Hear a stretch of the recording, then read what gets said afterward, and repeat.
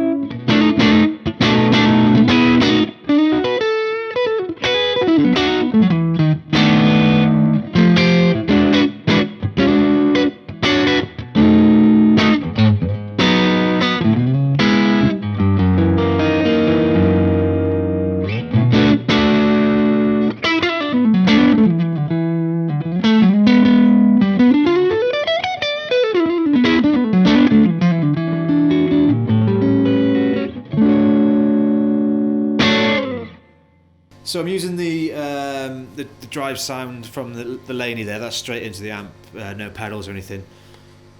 And really nice sound for sort of that bluesy kind of low gain breakup kind of thing. Nice projection from the speaker. Got the cab here in a bit of a weird configuration as well. The back's off it, so it's a Fat Boy. It's basically acting like an open back Fat Boy here. And the bottom end is really still strong in the room. It's really filling the room actually. So yeah, I'll keep playing with that. Maybe up the gain. No, I'll do some clean first. Right, a little bit of clean. Let's hear that. What am I doing? Tuner.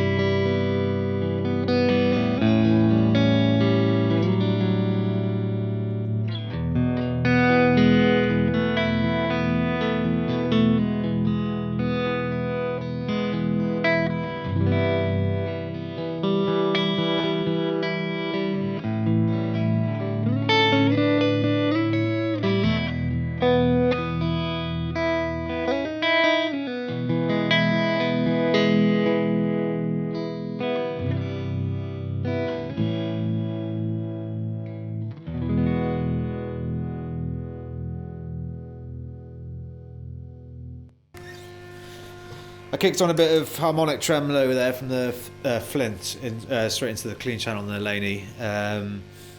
Hopefully that's coming across what a big sound it is. This is just a 15 watt amplifier. It's just a 15 watt speaker as well. And it's not by any means loud in here, but yeah, just a really big full sound. I guess we've got like essentially a massive open back 1x12 here, so that's probably contributing to things a fair bit.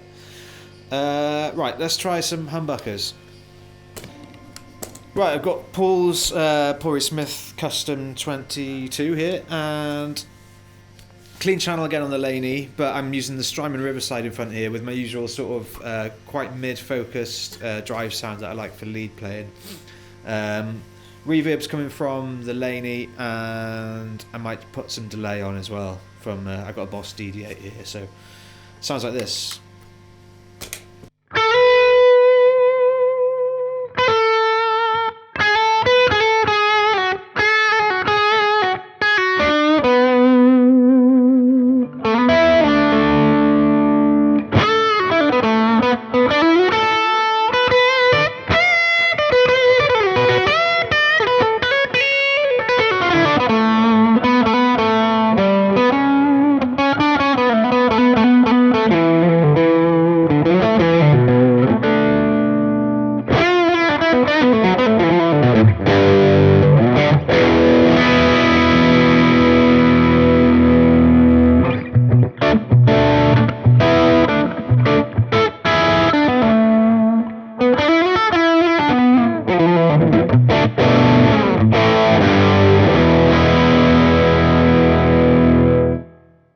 So Celestion described the Blue as having a muted attack, a slightly dampened attack, I think they call it, which you can definitely hear there. It makes that lead playing a little bit more forgiving. There's no sort of harsh spikiness to the front end of the notes, which I think is really nice for playing that sort of smooth gain lead kind of sound. Yeah, that's really cool. Let's up the gain a bit more here.